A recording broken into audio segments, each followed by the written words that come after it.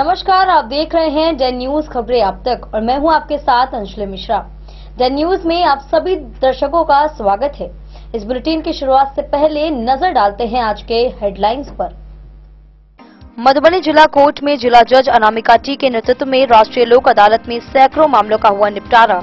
वहीं सस्ता और त्वरित न्याय दिलाने की दिशा में उठाए गए महत्वपूर्ण कदम। राजनगर थाना दिवस में थानाध्यक्ष सचिन कुमार और अंचलाधिकारी कुमार अभिषेक ने 18 आवेदन में से एक जमीनी विवाद का किया निपटारा।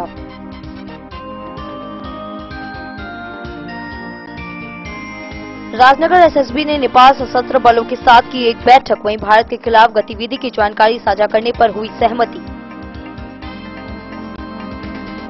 भारत पाकिस्तान तनाव के बीच नेपाल बॉर्डर पर बढ़ाई गई सुरक्षा व्यवस्था। वहीं भारी संख्या में एसएसबी रहे तैनात।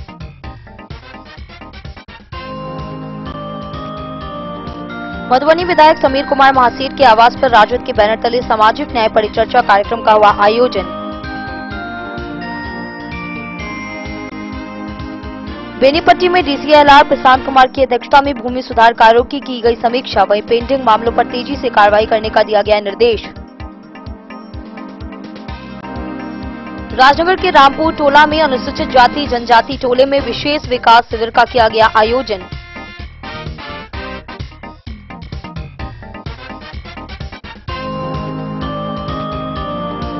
मधुपुर के सहारघाट में ऑपरेशन सिंदूर के समर्थन में किया गया रोड मार्च। भारतीय सैनिकों का बढ़ाया गया हौसला और पाकिस्तान के खिलाफ की गई नारेबाजी।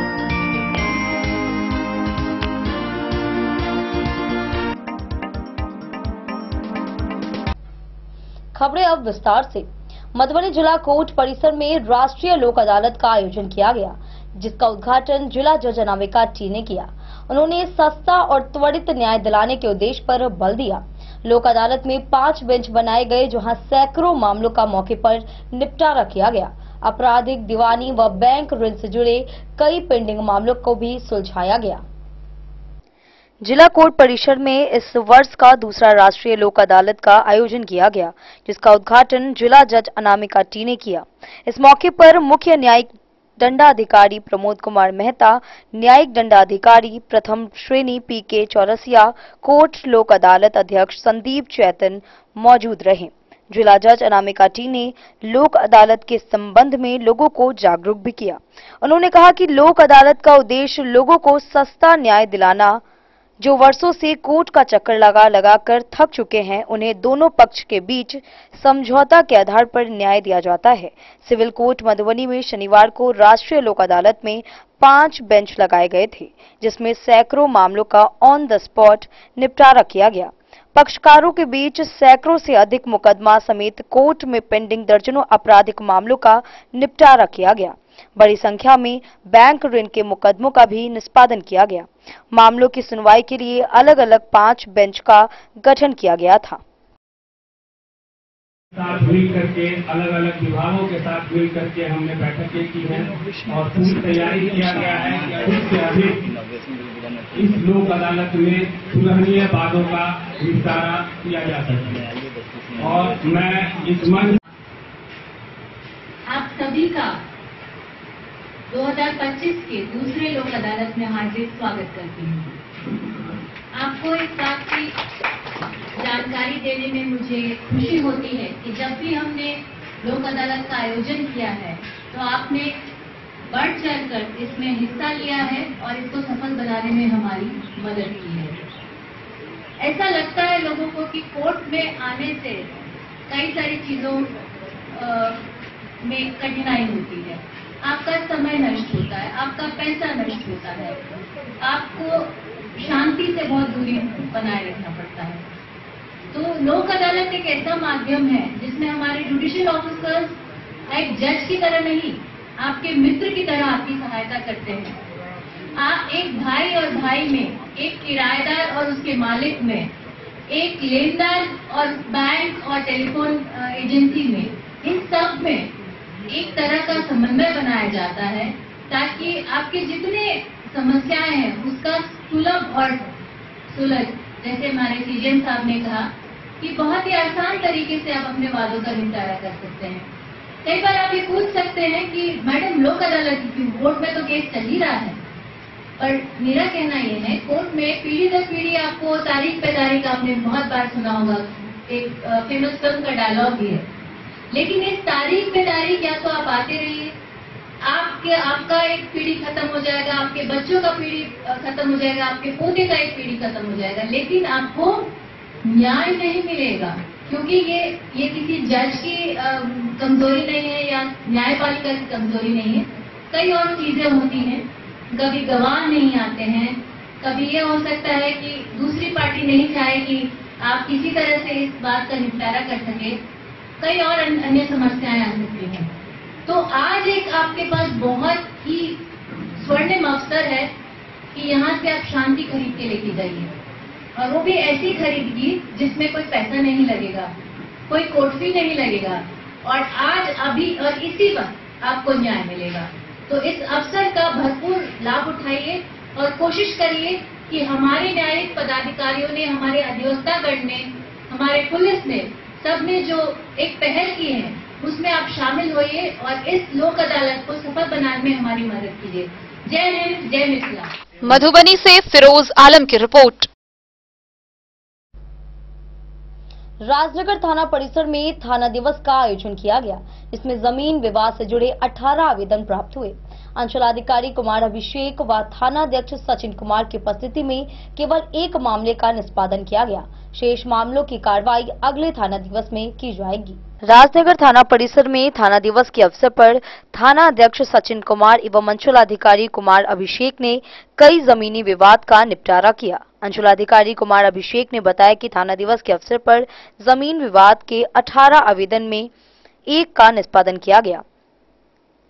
अंचलाधिकारी कुमार अभिषेक ने बताया कि एक नए जमीनी विवाद की कार्रवाई का समय आगे दिया गया है। सभी 18 आवेदन जमीनी भूमि विवाद से जुड़े हुए थे एवं आगे की कार्रवाई अगले थाना दिवस में की जाएगी। इसके बाद निष्पादन किया जाएगा। वहीं थाना दिवस पर अंचलाधिकारी राजनगर कुमार अभिषेक और थानाध्यक्ष सचिन कुमार सहित थाना एवं अंचल के कर्मी मौजूद थे। डन न्यूज के लिए राजनगर से अजहर हुसैन की रिपोर्ट। लदनिया बॉर्डर पर एसएसबी ने नेपाल सशस्त्र बल व पुलिस के साथ समन्वय बैठक की। भारत विरोधी गतिविधियों पर निगरानी और जानकारी साझा करने पर सहमति बनी। वहीं सीमा पर सुरक्षा बढ़ाई गई व पहचान पत्र अनिवार्य किया गया और रात्रि निगरानी के लिए विशेष उपकरण लगाए गए। भारत पाकिस्तान के बीच बढ़ते तनाव को देखते हुए भारत सरकार द्वारा जारी एडवाइजरी को लेकर भारत नेपाल सीमा से सटे बॉर्डर क्षेत्रों में सुरक्षा व्यवस्था सख्त करते हुए एसएसबी ने सीमावर्ती इलाके को अपने कंट्रोल में ले लिया है। इसके साथ ही सीमा से सटे नेपाल के थाना एवं सशस्त्र बल एपीएफ के अधिकारियों के साथ समीक्षात्मक बैठक भी की जा रही है।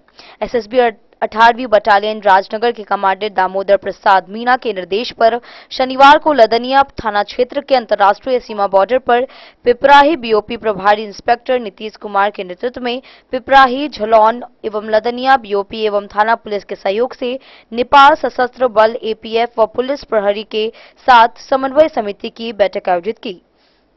बैठक में एसएसबी के एएसआई विक्रांत दत्तिक, नेपाल के बड़ियार पट्टी सशस्त्र बल एपीएफ इंस्पेक्टर शंकर थापा, प्रहरी पुलिस बल एवं लदनिया थाना एएसआई मोहम्मद शमशेर की मौजूदगी में सीमा सुरक्षा संबंधित बिंदुओं पर सूचना आदान प्रदान किए गए।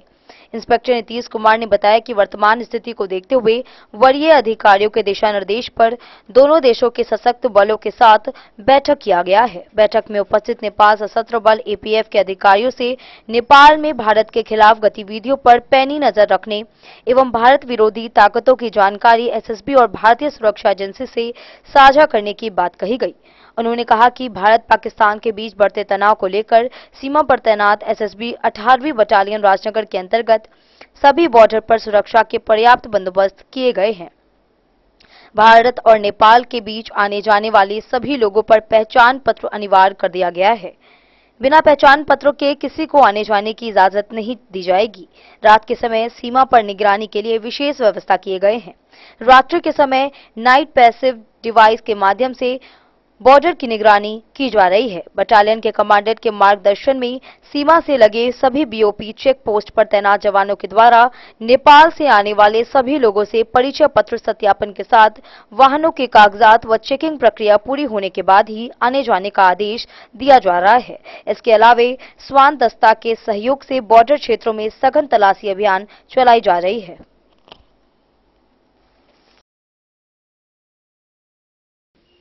डे न्यूज के लिए जयनगर से मोहम्मद अली की रिपोर्ट। भारत पाकिस्तान के बीच बढ़ते तनाव को देखते हुए नेपाल बॉर्डर पर सुरक्षा बढ़ा दी गई है। कुटौना एसएसबी जवानों की तैनाती बढ़ाई गई है और सीमा पर 24 घंटे निगरानी रखी जा रही है। नेपाल की आर्म्ड पुलिस और स्थानीय पुलिस के सहयोग से सुरक्षा कड़ी की जा रही है और बिना नागरिकता कार्ड के किसी को भी भारत में प्रवेश नहीं दिया जा रहा है। जम्मू कश्मीर के पहलगाम में बीते 22 अप्रैल को पाकिस्तानी आतंकी द्वारा 27 निहत्थे पर्यटकों पर हमला कर उन्हें मौत के घाट उतार दिया गया था, जिससे प्रखंड के स्थानीय लोगों में पाकिस्तान के विरुद्ध आक्रोश व्याप्त है। जगह जगह उसके झंडे जलाए गए हैं। उसके बाद भारत के सैनिकों ने जवाबी कदम उठाते हुए ऑपरेशन सिंदूर के तहत एयर स्ट्राइक के जरिए पाकिस्तान में 9 आतंकी ठिकानों को ध्वस्त किया था और कई आतंकी सरगना को मार गिराए थे। यही नहीं, भारतीय सैनिकों ने उसके एचक्यू डिफेंस सिस्टम को भी तबाह कर दिया था।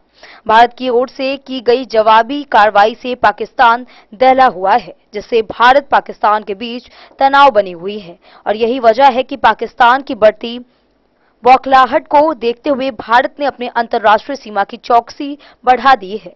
इसी कड़ी में लौकही प्रखंड अंतर्गत भारत नेपाल के बॉर्डर पर सुरक्षा व्यवस्था बढ़ा दी गई है।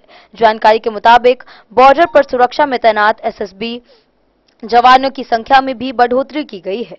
जवानों द्वारा सीमाओं पर 24 घंटे निगरानी बनाए हुए हैं। नारी एसएसबी के सहायक कमांडेंट अजीत सिंह ने जानकारी देते हुए बताया कि बॉर्डर पर सुरक्षा के कड़े इंतजाम किए गए हैं, जिसमें नेपाल के आर्म्ड पुलिस फोर्स के जवान का सहयोग प्राप्त हो रहा है। साथ ही स्थानीय पुलिस के आपसी तालमेल से वाहन जांच एवं बॉर्डर पर सुरक्षा व्यवस्था को चौकस किया जा रहा है। नेपाल के रास्ते भारत आने वाले किसी तीसरे देश के नागरिकों को सीमा में आने की अनुमति नहीं है। यहां तक कि नेपाल के लोगों को भी बिना नागरिकता कार्ड के भारत में प्रवेश नहीं करने दिया जा रहा है। भारत की जवाबी कार्रवाई से इलाके में लोगों के बीच उत्साह व्याप्त है। द न्यूज के लिए राशिद रजा की रिपोर्ट। वक्त हो चला एक छोटे से ब्रेक का। मिलते हैं ब्रेक के बाद, आप बने रहिए हमारे साथ। जमाने में क्या आप भी चाहते हैं स्टाइलिश और फैशनेबल कपड़े? क्या आप अपने लुक को अपग्रेड करना चाहते हैं? अगर हाँ, तो आज ही आए Bombay fashion readymade sari showroom. हमारे पास पुरुषों, महिलाओं और बच्चों के लिए है नए से नए फैशन ट्रेंड में कपड़े और एक्सेसरीज का लार्ज कलेक्शन, आपके बजट और हर अवसर के लिए खास।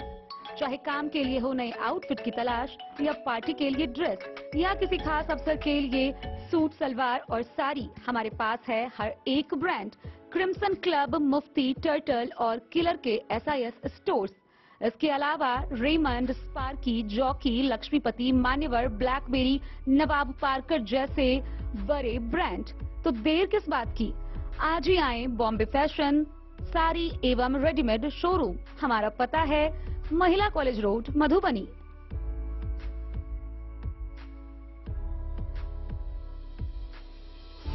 अगर है आपको सोने, चांदी या हीरे के आभूषणों की तलाश, तो आज ही आए लाल बाबू ज्वेलर्स, महिला कॉलेज रोड, मधुबनी। मिथिलांचल में 100 वर्ष से अधिक की विरासत और आपकी सेवा में हर आभूषण पर हॉलमार्क उपलब्ध है। हर अवसर के लिए आभूषण, शादी हो, पार्टी हो, त्योहार हो, आपके बजट में और आपके डिजाइन के अनुसार। तो आज ही हमारी ज्वेलरी शॉप पर आएं और अपने प्रियजनों के लिए खरीदे खूबसूरत आभूषण।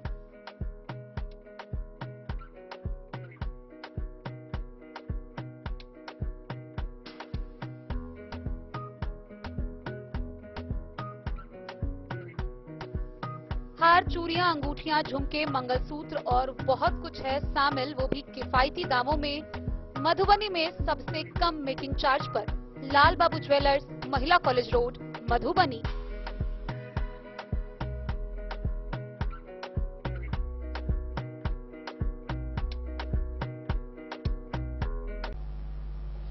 मधुबनी विधानसभा स्थित विधायक समीर कुमार महासेठ के आवास पर राजद के सामाजिक न्याय परिचर्चा का आयोजन किया गया।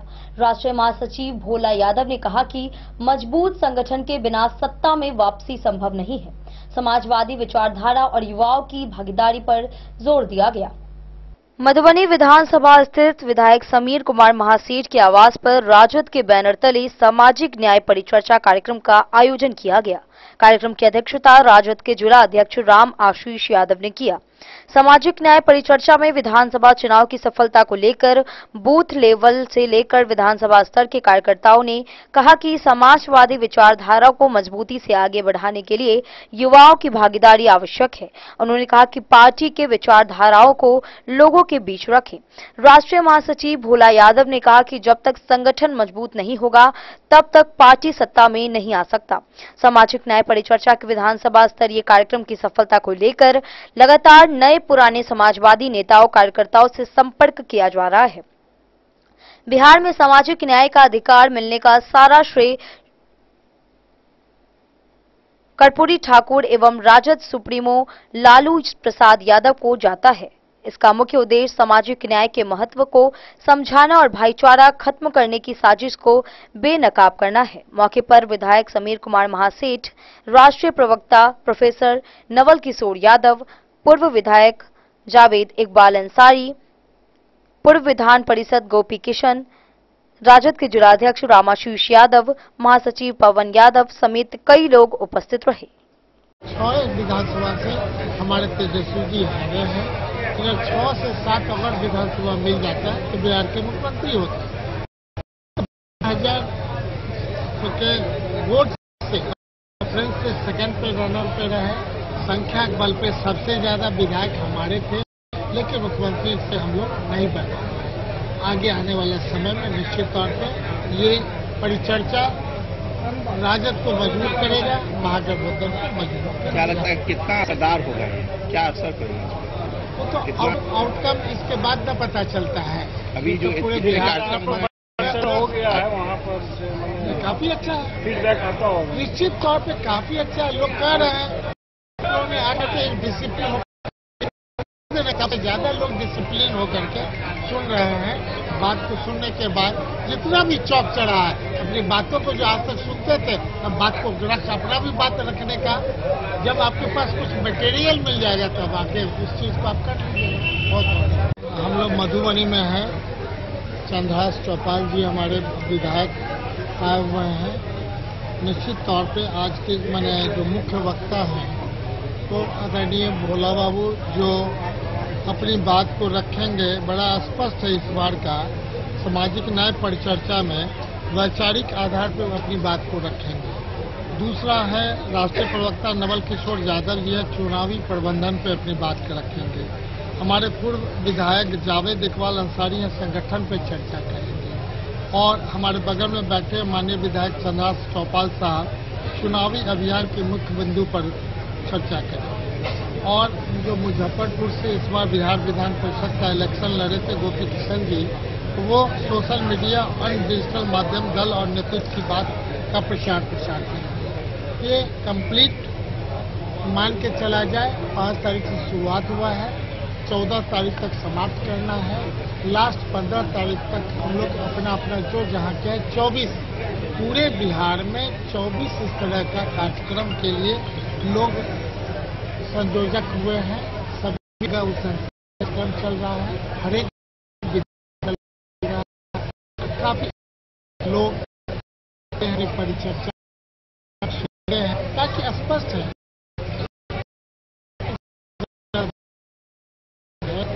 एक सोच के साथ कि हमें आगे आदरणीय मुख्यमंत्री बना है, तो सोच के साथ हम लोग का ये चाहेंगे। आप सबका हार्दिक अभिनंदन। इस सामाजिक न्याय परिचर्चा में आज हम लोग मधुबनी विधानसभा क्षेत्र में अपने दल के संगठनात्मक विचार को रखने, कार्यकर्ताओं से संवाद करने के लिए यहाँ पे उपस्थित हुए हैं। चुनावी वर्ष है, इसके अलावा भी पार्टी का हमेशा वैचारिक प्रेरणा का हम लोग का कार्यक्रम चलता रहता है। उसी की एक कड़ी है सामाजिक न्याय परिचर्चा। इसके जो मुख्य बिंदु हैं वो बहुत ही ऊर्जा भरने वाले हैं। हमारे कार्यकर्ताओं में नई प्रेरणा मिलेगी, नवाचार का संचार होगा और निश्चित रूप से इससे संगठन में और धार लगेगी।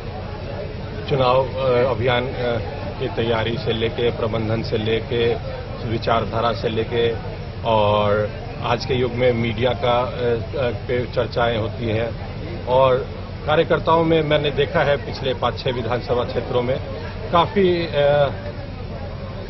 एक नयापन आता है, एक जोश आता है। इस जोश को बनाए रखने के लिए पार्टी हमेशा समय समय पर कार्यक्रम चलाती है, उसी के अंतर्गत हम लोग यहाँ हैं। सर, अपना परिचय दीजिए। मेरा नाम गोपी किशन है। मैं तिरहुत स्नातक का राष्ट्रीय जनता दल का उम्मीदवार रहा हूँ और अभी आज यहाँ पे मधुबनी में प्रेरक के रूप में आया हूँ। राष्ट्रीय जनता दल के राष्ट्रीय अध्यक्ष, गरीबों के मसीहा शोषित वंचित की आवाज पर आदरणीय लालू प्रसाद यादव जी के आह्वान पर रखा गया और सामाजिक न्याय इस तरह से जो सबसे निचले पौधान पे हमारे समाज के दलित, अति पिछड़ा समाज के लोग, अल्पसंख्यक लोग हीन मानसिकता से ग्रसित करके उसको रखा गया, उनके साथ व्यवहार किया गया, उनको प्रताड़ित किया जाता था। और जननायक कर्पूरी ठाकुर जी भी मुख्यमंत्री बनने के बाद प्रताड़ना सुनना पड़ा उनको। और लालू जी भी जब बिहार के मुख्यमंत्री के पद 1990 में संभाले तो उनके साथ भी कई तरह का अन्याय हुआ और वो जब सामाजिक न्याय के काम किए तो गरीब को उठाने में, दलित को, अति पिछड़ा को उठाने में उनको झूठी आरोप लगा के जेल भी भेजा गया। उसी पे सारा मुद्दा है कि किस तरह से सामाजिक न्याय किए हैं लालू जी आने के बाद, कि जिसको कुर्सी पे, खटिया पे बैठने नहीं दिया जाता था, जिसको भोज खाने के लिए सबसे पीछे बैठाया जाता था और अपना पतल अपने से उठाना पड़ता था। जो हमारे समाज में आज रविदास जो चमार जाति के हैं उससे मरे हुए जानवर को फेंकवाया जाता था, खिलाया जाता था। तो लालू जी के आने के बाद 90 में उसको सबको वंचित किया और सबको एक आवाज देने का काम किया कि मछली पकड़ने वाला, घोंगा चुनने वाला, सुगर चराने वाला, मूस पकड़ने वाला, भैंस चराने वाला पढ़ना लिखना सीखो। और कई दलित के बस्ती में जाके उनके बच्चे को नहलाना, बाल कटवाना, ये सारी जो सामाजिक न्याय का काम लालू जी ने किया, इसी पर सारी परिचर्चा है। मधुबनी से फिरोज आलम की रिपोर्ट।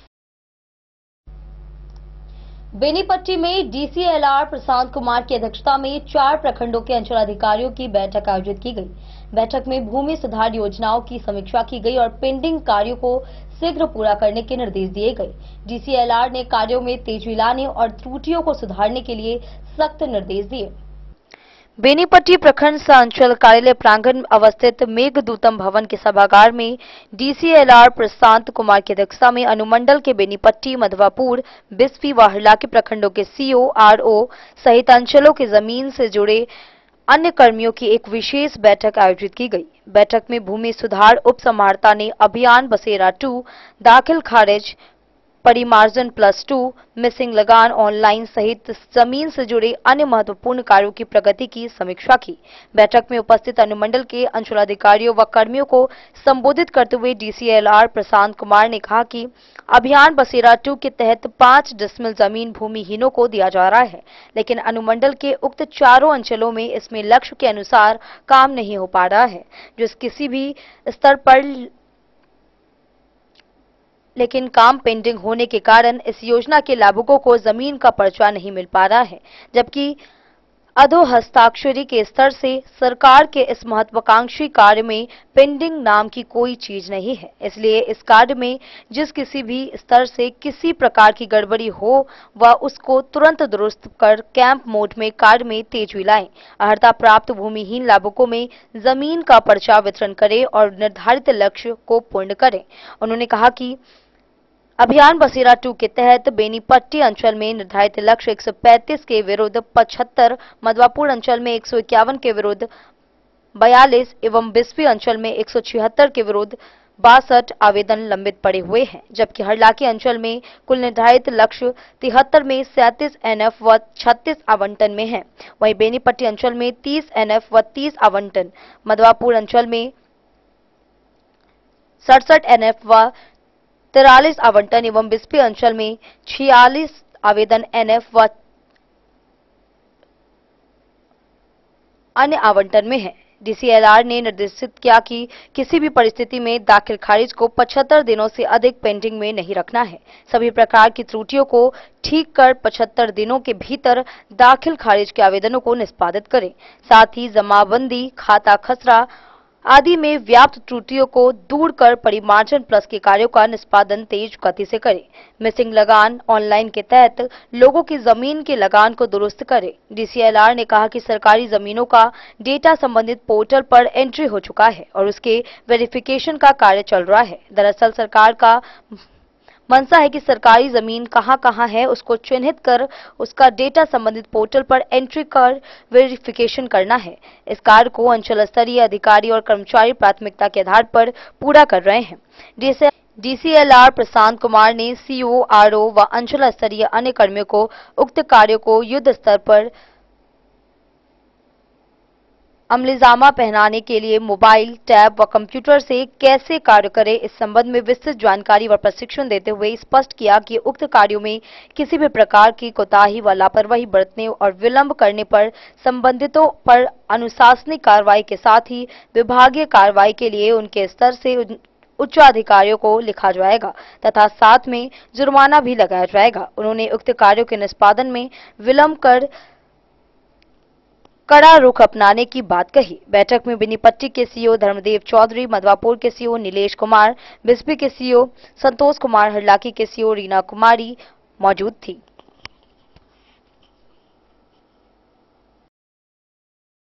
बेनीपट्टी से विनोद कुमार की रिपोर्ट। राजनगर प्रखंड के करहिया वार्ड 8 स्थित रामपुर टोला में विशेष विकास शिविर का आयोजन किया गया। DM के निर्देश पर दलित महादलित बस्ती में सरकारी योजनाओं की जानकारी दी गई। राशन कार्ड, उज्ज्वला, आयुष्मान भारत, मनरेगा जैसी योजनाओं से लोगों को जागरूक किया गया। राजनगर प्रखंड क्षेत्र के करहिया वार्ड नंबर 8 स्थित रामपुर टोला में महादलित बस्ती में DM के निर्देश पर डॉक्टर अंबेडकर समग्र सेवा अभियान के तहत अनुसूचित जाति जनजाति टोला में विशेष शिविर का आयोजन किया गया। शिविर में दलित महादलित जाति के लोगों के बीच सरकार के विभिन्न योजनाओं के संबंध में जानकारी दी गई। इस दौरान योजनाओं से वंचित लोगों को इसका समुचित लाभ दिया गया। विभिन्न योजनाओं के तहत राशन कार्ड, उज्ज्वला योजना, औपचारिक शिक्षा, आंगनबाड़ी जन्म मृत्यु प्रमाण पत्र, Aadhaar card, e-Shram card, Ayushman Bharat card योजना, हर घर नल जल योजना, मनरेगा जॉब कार्ड, मुख्यमंत्री ग्रामीण पक्की गली नाली, प्रधानमंत्री जन धन योजना एवं स्वच्छ भारत मिशन आदि की जानकारी देकर लोगों को जागरूक किया गया। इस कार्यक्रम में पंचायत सचिव संजय कुमार चौधरी, विकास मित्र रंभा कुमारी, पंचायत रोजगार सेवक राजेंद्र कुमार राम, आशा कार्यकर्ता अंजुल देवी, आंगनबाड़ी सेविका रंजू कुमारी समेत विभिन्न विभागों के पदाधिकारी एवं कर्मी उपस्थित रहे। डन न्यूज के लिए राजनगर से अजहर हुसैन की रिपोर्ट। वक्त हो चला एक छोटे से ब्रेक का। मिलते हैं ब्रेक के बाद, आप बने रहिए हमारे साथ।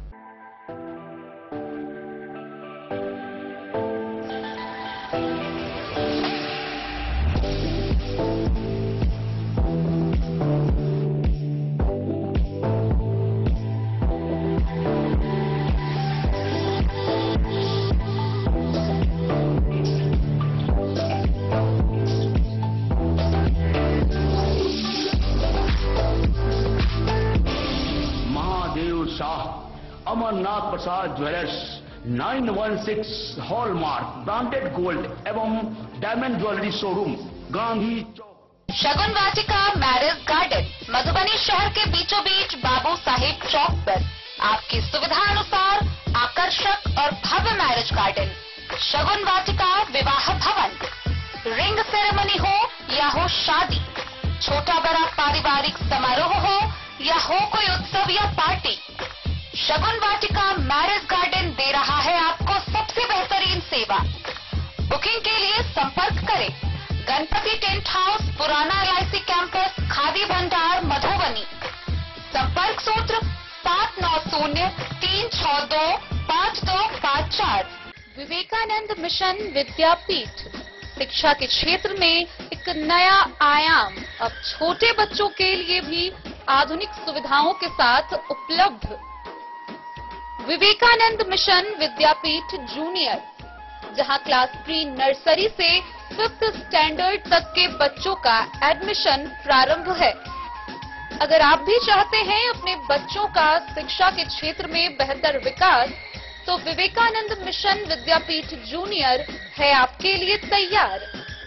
2.5 से 10 वर्षों के बच्चों के लिए आपको मिलेगा आधुनिक सुविधाओं के साथ एक बेहतर शिक्षा का माहौल। सीबीएसई बेस्ड करिकुलम सिलेबस के साथ साथ स्टूडेंट्स होंगे art and craft, game and sports और कल्चरल एक्टिविटीज में अव्वल। इंग्लिश मीडियम के माहौल के बीच स्टूडेंट्स बनेंगे स्मार्ट, जहां किताबी ज्ञान के साथ साथ हर क्षेत्र में स्टूडेंट्स होंगे अवेयर। हॉबीज और इंटरेस्ट को मिलेगी प्राथमिकता। तो आइए और अपने बच्चों के बेहतर भविष्य के लिए आज ही नामांकन करवाइए। Vivekananda mission Vidyapeeth junior. हमारा पता है सिरहुत कॉलोनी, नगर परिषद, main road, ward number 1। Break के बाद एक बार फिर आप सभी दर्शकों का स्वागत है। आगे बढ़ने से पहले नजरों एक बार हेडलाइंस पर। मधुबनी जिला कोर्ट में जिला जज अनामिका टी के नेतृत्व में राष्ट्रीय लोक अदालत में सैकड़ों मामलों का हुआ निपटारा। वहीं सस्ता और त्वरित न्याय दिलाने की दिशा में उठाए गए महत्वपूर्ण कदम। राजनगर थाना दिवस में थानाध्यक्ष सचिन कुमार और अंचलाधिकारी कुमार अभिषेक ने 18 आवेदन में से एक जमीनी विवाद का किया निपटारा।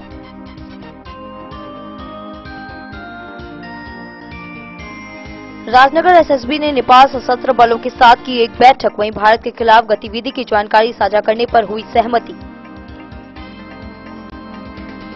भारत पाकिस्तान तनाव के बीच नेपाल बॉर्डर पर बढ़ाई गई सुरक्षा व्यवस्था। वहीं भारी संख्या में एसएसबी रहे तैनात।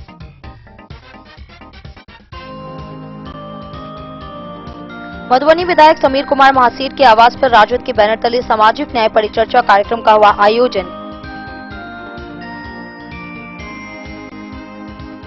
बेनीपट्टी में डीसीएलआर प्रशांत कुमार की अध्यक्षता में भूमि सुधार कार्यों की गई समीक्षा। वहीं पेंडिंग मामलों पर तेजी से कार्रवाई करने का दिया गया निर्देश। राजनगर के रामपुर टोला में अनुसूचित जाति जनजाति टोले में विशेष विकास शिविर का किया गया आयोजन।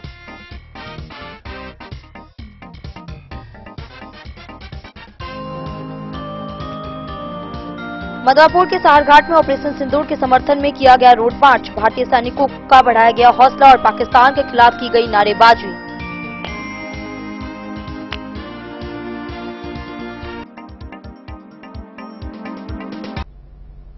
ऑपरेशन सिंदूर के समर्थन में सहारघाट में कई गांव के लोगों ने तिरंगा देकर रोड मार्च किया। स्टेट हाईवे 75 पर भारतीय सैनिकों के समर्थन में नारे लगाए गए और पाकिस्तान की निंदा की गई। राम जानकी चौक से शुरू हुआ मार्च नुक्कड़ सभा के साथ समाप्त हुआ। वहीं भाजपा कार्यकर्ता भी इस मौके पर शामिल हुए। ऑपरेशन सिंदूर के समर्थन में सहारघाट में कई गांव के लोगों ने रोड मार्च किया। काफिले तिरंगा झंडा लिए लोगों ने स्टेट हाईवे 75 पर नारेबाजी के जरिए भारतीय सैनिकों के हौसले बढ़ाए। वहीं दूसरी ओर पाकिस्तान और वहां के आतंकियों को ललकारते हुए उसकी निंदा की। रोड मार्च का काफिला राम जानकी चौक से प्रस्थान किया। संकट चौक, सहारघाट बाजार, नेताजी सुभाष चंद्र चौक होते हुए पुनः राम जानकी चौक आया। वहां पर उन लोगों ने नुक्कड़ नाटक सभा आयोजित की थी। पाकिस्तान सरकार के खिलाफ लोगों ने जमकर अपनी भड़ास निकाली, जबकि भारतीय सैनिकों के समर्थन में उनकी बहादुरी की बातें कही। कार्यक्रम में सहार, पिहवाड़ा, मुखियापट्टी, रैमा, नवटोली, मंगरहटा, तलही, पतार, केरवा आदि गांव के लोगों ने अपना समर्थन जताया।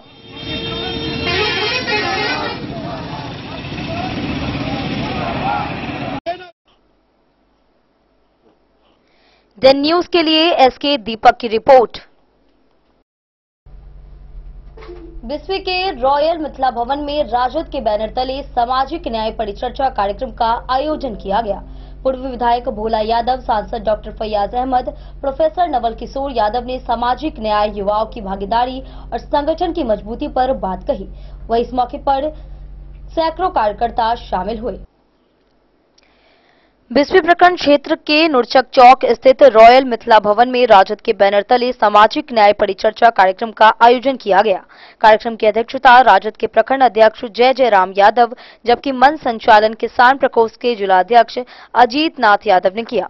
सामाजिक न्याय परिचर्चा में विधानसभा चुनाव की सफलता को लेकर बूथ लेवल से लेकर विधानसभा स्तर के कार्यकर्ताओं को विस्तार पूर्वक जानकारी दी गई। कार्यक्रम को संबोधित करते हुए पूर्व विधायक सह प्रदेश महासचिव भोला यादव ने कहा कि बिहार में सामाजिक न्याय का अधिकार मिलने का सारा श्रेय कर्पूरी ठाकुर एवं राजद सुप्रीमो लालू प्रसाद यादव को जाता है। इसका मुख्य उद्देश्य सामाजिक न्याय के महत्व को समझाना और भाईचारा खत्म करने की साजिश को बेनकाब करना है। राष्ट्रीय प्रवक्ता प्रोफेसर नवल किशोर यादव ने कहा कि समाजवादी विचारधारा को मजबूती से आगे बढ़ाने के लिए युवाओं की भागीदारी आवश्यक है।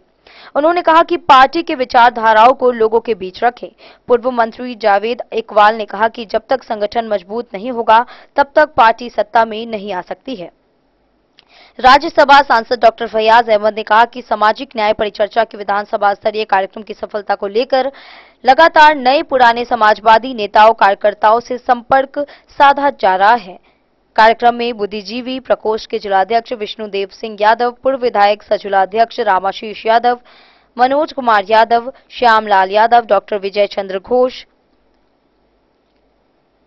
मोहम्मद जकी अहमद पम्मू सहित सैकड़ों की संख्या में राजद कार्यकर्ता मौजूद थे। और लोगों को कहा, जो तुम यदि अपने संघर्ष को आगे नहीं बढ़ाओगे तो निश्चित तौर से तुम इसी तरह गुलाम रहोगे। उन्होंने नारा दिया, ए गाय चराने वालों, बकरी चराने वालों, भैंस चराने वालों, घोंघा चुनने वालों, मछली मारने वालों, कपड़ा सीने वालों, पढ़ना लिखना सीखो। अर्थात जब भी पढ़ोगे नहीं तो संघर्ष कैसे करोगे? क्योंकि बाबा भीमराव अम्बेडकर का 3 सिद्धांत है। पढ़ाई, सबसे पहले शिक्षित बनो, दूसरा संगठित हो, और जब शिक्षित हो जाओगे, संगठित हो जाओगे, तब संघर्ष के लिए तुम तैयार। बाबरी मस्जिद को ध्वस्त किया, जो जनता या तो बाबरी मस्जिद को याद रखे या क्या याद है तो बाबा भीमराव अम्बेडकर की जयंती को याद रखेगा। दोनों में से किसी एक को ये भूलेगा। इस उद्देश्य से उन लोगों ने जो शासक वर्ग था, शोषक वर्ग था, सामंती वर्ग था, वो उस तिथि को चुना। इसीलिए हमारे कई गायक, कई गीतकार, कई लेखक इतिहास पर विस्तार से बातें लिखे हैं और हम लोग गाते भी हैं। जो स्वतंत्रता दिवस के दिन, गणतंत्र दिवस के दिन हम लोग का जो हिंदी सिनेमा के गीतकार हैं गाते हैं, तूफान के लाए हैं किस्ती निकाल के, मेरे देश में मेरे देश को रखना है, मेरे बच्चे संभाल के, और कुछ नहीं, इतिहास को याद दिला। बिस्फी से सत्यनारायण यादव की रिपोर्ट। मधुबनी स्थित मदरसा इस्लामिया ने अपने शताब्दी वर्ष पर एक भव्य सम्मेलन का आयोजन किया। कार्यक्रम में दहेज प्रथा, नशाखोरी, सोशल मीडिया का दुरुपयोग और सामाजिक सौहार्द की कमी जैसे मुद्दों पर देश विदेश के वक्ताओं ने विचार प्रस्तुत किए। वहीं सम्मेलन में समाज में फैलती बुराइयों के कारण और उनके समाधान पर चर्चा की गई। मधुबनी स्थित मदरसा इस्लामिया ने अपने शैक्षणिक वर्ष के 100 वर्ष पूरा करने के अवसर पर एक महासम्मेलन का आयोजन किया। शताब्दी वर्ष पर सेमिनार और जनसभा का भव्य आयोजन हुआ। इसका केंद्रीय विषय था समाज में फैलती बुराई, कारण और निराकरण। इस कार्यक्रम का प्रारंभ शनिवार को सुबह 9 बजे हुआ। इसकी अध्यक्षता शेख सलाहुद्दीन मकबूल अहमद ने की। कुरान पाक की तलावत हाफिज ओजैर ने किया। फिर उसके पश्चात विचार गोष्ठी के केंद्रीय विषय के अंतर्गत देश विदेश के प्रसिद्ध लेखकों एवं वक्ताओं ने अपने अपने विचार प्रस्तुत किए। समाज में दहेज की बढ़ती कुप्रथा, युवा में नशे का सेवन, सोशल मीडिया का दुरुपयोग, सामाजिक और पारिवारिक सौहार्द का पतन, घृणा, द्वेष और अन्य सामाजिक बुराइयां की चर्चा की गई। वक्ताओं ने समाज में बढ़ती बुराइयां, इसके कारण और निराकरण पर प्रकाश डाला। इस ऐतिहासिक शताब्दी वर्ष में आयोजित होने वाला पहला कार्यक्रम दिन के 1 बजे तक चला, जबकि दूसरा कार्यक्रम मदरसा के छात्रों पर केंद्रित किया गया था। शताब्दी वर्ष के प्रथम दिन का अंतिम कार्यक्रम 1:30 बजे तक चला। समाज सुधार के विभिन्न विषयों पर प्रसिद्ध वक्ताओं ने अपने अपने विचार रखे। वक्ताओं में अबू जैद, अब्दुल मजीद, अरशद फहीम मदनी, असद आजमी, अब्दुल मन्नान फैजी, अब्दुल समी उमगांव, मौलाना अनीसुल रहमान समेत कई लोग उपस्थित थे। नहमदुहु व नुसल्ली अला रसूलिहिल करीम, अम्मा बाद। जैसा कि तरीक़ा है, अदब का भी तकादा है, मैं सबसे पहले अपने मेहमानान गिरामी का इस्तकबाल भी करता हूं और उनका शुक्रिया भी कि इस सख्त मौसम में आपने मदरसा के इस तारीख़ी कॉन्फ्रेंस में शामिल होकर हम लोगों की इज़्ज़त अफजाई की। जनाब सदर इजलास और सेमिनार और तमाम हमारे मकामी बैरूनी उलमाए किराम, मेरे मकाले का उन्वान है मखलूत तालीम की ख़तरनाकी। ये मुझे पता है कि बहुत सारे अफराद हमारे उन्वान का मफहूम समझते होंगे, लेकिन आम आदमी की तफहीम के लिए तालीम का जो तरीक़ा है, जदीद तालीम का खुसूसन, वो 3 तरीके से है। एक है सिर्फ बॉयज़ के लिए स्कूल हो, कॉलेज हो, और दूसरा है को एजुकेशन, जहां लड़के और लड़कियां एक साथ तालीम हासिल करते हैं, और तीसरा है कि जहां सिर्फ लड़कियां तालीम हासिल करती हैं। यहां मखलूत तालीम से मुराद वो स्कूल, कॉलेज वगैरह है जहां लड़के और लड़कियां एक साथ पढ़ते लिखते हैं। मोहम्मद अशफाक अस्सलफ़ी अल-मदनी हफ़िज़हुल्लाह व रआह व बारका फ़ी उमरिह, जो शेखुल हदीस हैं मदरसा इस्लामिया रागो नगर भगवाड़ा के, मैं एहतरामन और अदबन शेख मोहतरम से गुजारिश करूँगा कि तशरीफ़ लाएं और अपने तबरीकी या कह लें तमहीदी कलिमात से हम सभी मकाला निगारान, हाजरीन और सामीन को महजूद मुस्तफ़ीद फरमाए। फलियतफ़द्दल मशकूरा।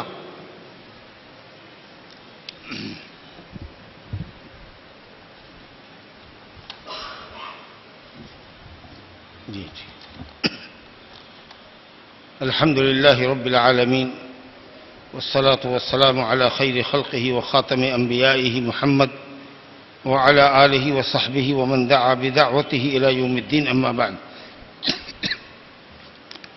सदर दी वक़ार अल्लामा शेख सलाहुद्दीन मकबूल अहमद मदनी, मुहतरम उलमाए किराम व शुरकाए सेमिनार हफ़िज़हुमुल्लाह व तवल्लाहुम, अस्सलामु अलैकुम व रहमतुल्लाहि व बरकातुहू। अल्हम्दुलिल्लाह मदरसा इस्लामिया राघोनगर भगवाड़ा मधुबनी आज अपना 8वां दो रोज़ा इजलास आम और इल्मी सेमिनार बाउनवान मुआशरती बिगाड़ असबाब व इलाज मुनक़िद कर रहा है। इस मौके पर आप तमाम उलमाए किराम, मकाला निगारान और हाज़रीन का खैर मक़दम और पुरतपाक इस्तक़बाल है। अहलन व सहलन व मरहबन बिकुम जमीआ। अल्लाह ताला इल्म दावत की राह में आप हज़रात की कोशिशों को कबूल फरमाकर अजर व सवाब से नवाजे और आपके मकालात व खिताबात से उम्मत को ज़्यादा से ज़्यादा फ़ायदा पहुँचाए। हाज़रीन गिरामी, अल्लाह ताला का बेहद शुक्र व एहसान है कि मदरसा इस्लामिया राघोनगर भगवाड़ा, जिसे आपने अपनी तशरीफ़ आवरी से ज़ीनत बख्शी है, अपनी हयात के 100 साल मुकम्मल कर चुका है।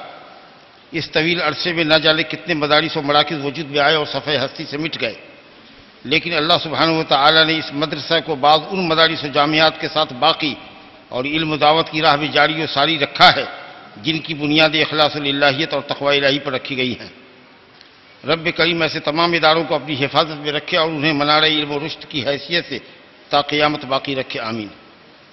मोहतरम हाज़रीन, मुस्लिम मुआशरा आज जिस दौर इन्हितात से गुजर रहा है वह हर साहिब इल्म और हसास बाज़मीर इंसान पर आया है।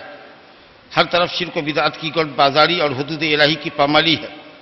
इस्लामी अखुवत और नुस्ख़ खैर खाही का जज्बा मुस्लिम माशरे से आम तौर पर ख़त्म हो चुका है। यकीनन ये सब इल्म दीन की किल्लत, जहालत की कसरत और मुस्लिहीन उम्मत की तरह आसानी और सोशल मीडिया। मधुबनी से फिरोज आलम की रिपोर्ट। लकहा बाजार के हामिद रजा और उनकी पत्नी रेहाना खातून 8 मई को हज यात्रा के लिए दिल्ली एयरपोर्ट से रवाना हुए। उनके परिवार और स्थानीय लोगों ने भावुक विदाई दी और उन्हें सफल हज यात्रा की शुभकामनाएं दी।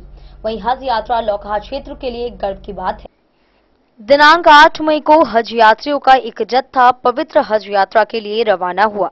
इस जत्थे में लकहा बाजार निवासी हामिद रजा और उनकी पत्नी रेहाना खातून भी शामिल हुई। हज यात्रा के लिए उनकी रवानगी दिल्ली एयरपोर्ट से हुई। उनकी विदाई के अवसर पर घर का माहौल भावुक रहा। उनके बड़े बेटे इंजीनियर शाहिद रजा, शाहिद अख्तर, हुसामुद्दीन अख्तर, हजाद रजा, हसान रजा तथा छोटे बेटे राशिद रजा एवं परिवार के अन्य सदस्यों ने फूल माला पहनाकर उन्हें विदाई दी और सफल हज की शुभकामनाएं दी। लकहा क्षेत्र के अनेक लोगों ने भी उपस्थित होकर उन्हें दुआओं के साथ रवाना किया था। बताते चले कि हज इस्लाम धर्म का एक अत्यंत पवित्र कर्तव्य है, जिसे हर सक्षम मुस्लिम के लिए जीवन में एक बार करना फर्ज माना जाता है। हामिद रजा और रेहाना खातून की यात्रा लकहा बाजार के लिए गौरव का विषय है। स्थानीय समाज सेवियों और गणमान्य व्यक्तियों ने भी उन्हें शुभकामनाएं दी और सकुशल यात्रा तथा कबूलियत की दुआएं की।